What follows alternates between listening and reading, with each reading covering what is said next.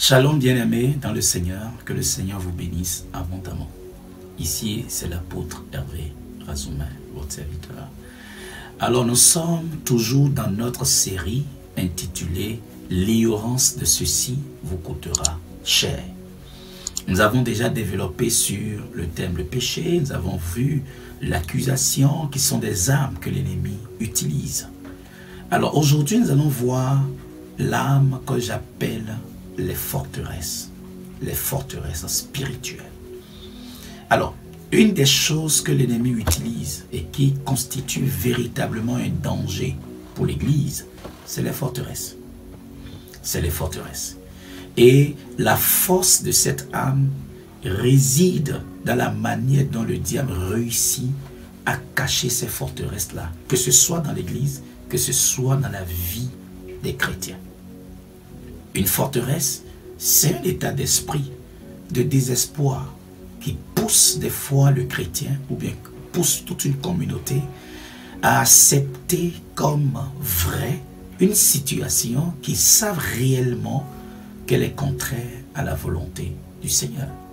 Autrement dit, l'ennemi réussit à vous faire croire que cette situation que vous êtes en train de traverser est naturelle, bien que ça ne soit pas naturel.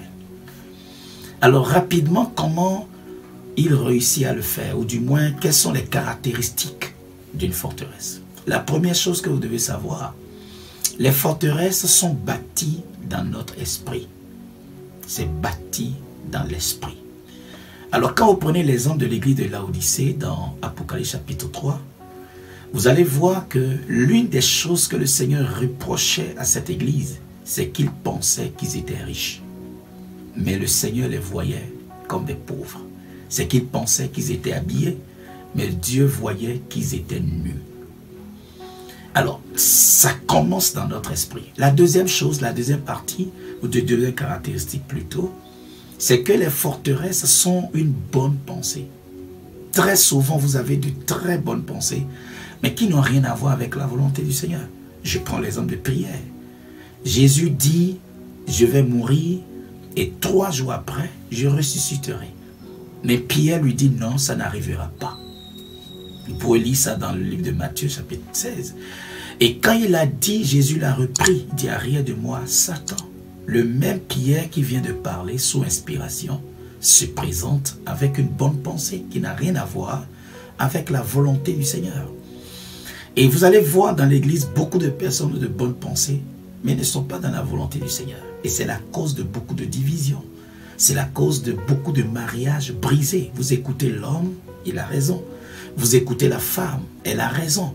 Mais quand vous mettez ça à la lumière de la parole, vous verrez qu'il y a un problème. Et cela empêche beaucoup de personnes de ne pouvoir pas expérimenter vraiment la gloire de Dieu. Des fois, les forteresses aussi commencent là où nous sommes forts. Des fois, vous pensez que vous êtes fort, vous ne pouvez pas tomber. Quand vous lisez dans 1 Corinthiens chapitre 10, il dit que celui qui croit être debout fasse attention de peur de tomber. Des fois, nous pensons que nous sommes forts, que nous sommes capables de gérer la situation. Et ça, c'est aussi l'exemple d'Abraham qui pensait qu'il pouvait gérer Lot. Mais à un certain moment, Lot a été un problème pour lui. Bien-aimé dans le Seigneur, je t'ai juste donné 7 différents détails pour t'aider à reconnaître si tu te retrouves dans une forteresse. Et j'aimerais te demander que tant que tu as ces forteresses dans ta vie, tu ne pourras pas grandir, évoluer avec le Seigneur. Tu dois t'en débarrasser. Et l'un des moyens pour s'en débarrasser, c'est de reconnaître que Dieu a le dernier mot. Que Dieu est capable de changer toutes les situations. Ce qu'il a dit, il est capable de l'accomplir. Alors, si tu as aimé juste ce petit développement, je veux que tu partages, je veux que tu aimes, je veux que tu partages avec d'autres personnes. Et je reviendrai très prochainement aller plus en profondeur sur les forteresses. Demeure béni.